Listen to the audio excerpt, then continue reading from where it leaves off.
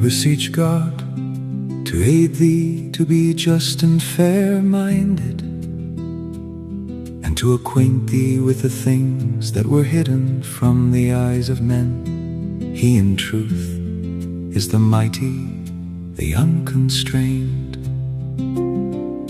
We ask thee to reflect upon that which hath been revealed, and to be fair and just in thy speech, that perchance the splendors of the day star of truthfulness and sincerity may shine forth, and may deliver thee from the darkness of ignorance, and illumine the world with the light of knowledge.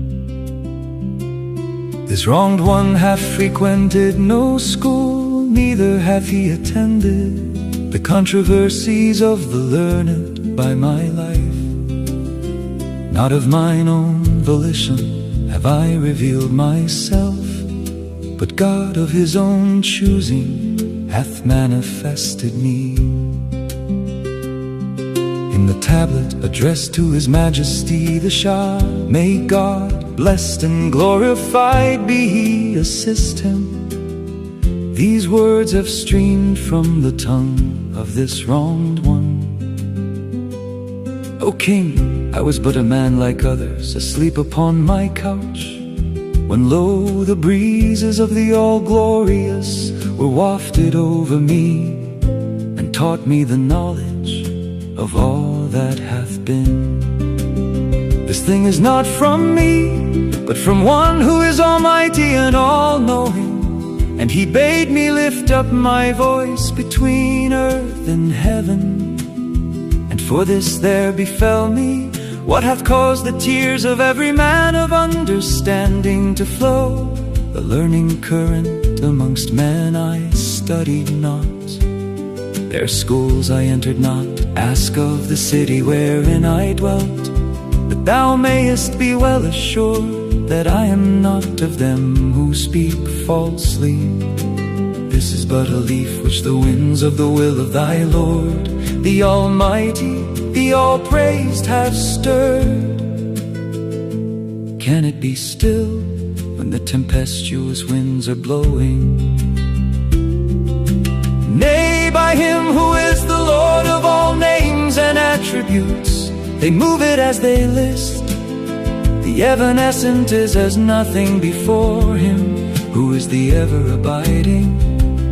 His all-compelling summons hath reached me, and caused me to speak his praise amidst all people. I was indeed as one dead when his behest was uttered.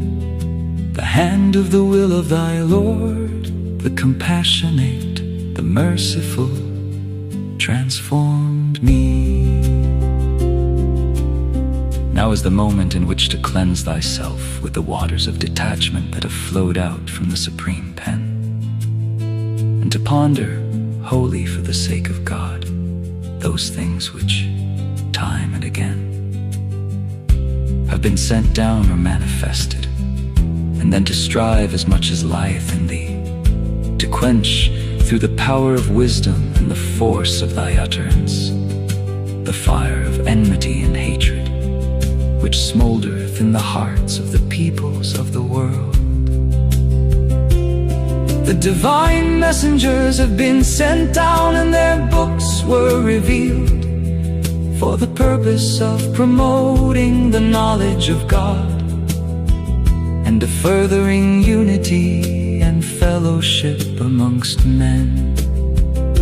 But now behold how they have made the law of God a cause and pretext for perversity and hatred.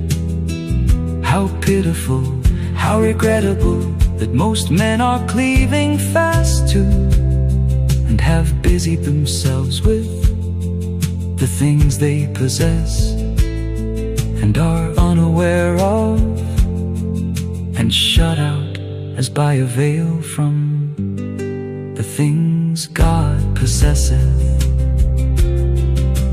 Justice and equity are twin guardians that watch over men From them are revealed such blessed and perspicuous words as are the cause of the well-being of the world